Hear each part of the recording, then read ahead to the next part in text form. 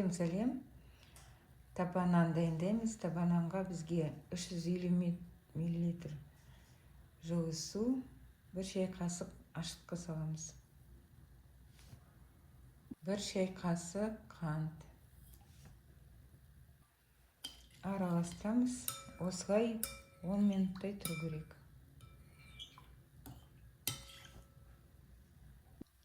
Енді осыған 1 шай қасық тұз саламыз.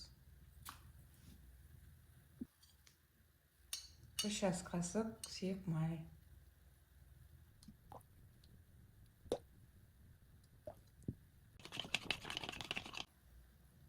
700 грамм ұн салып, жұмсақ қамыр илейміз.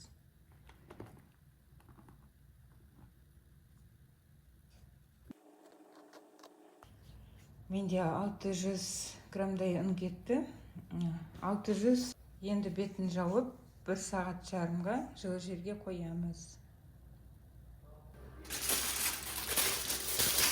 Енді қамырымызды домалатып, табаға май жағып саламыз.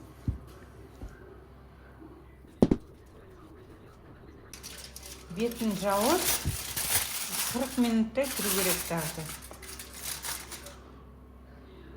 Қызып тұрған пешке 180 градусқа 50 минуттай қоямыз нанымызды. Нанымыз пісті, таба нанымыз. Беті қатты болып тұрады, сондықтан кішкене бетін сулап аламыз. Және орамалмен бетін жауамыз.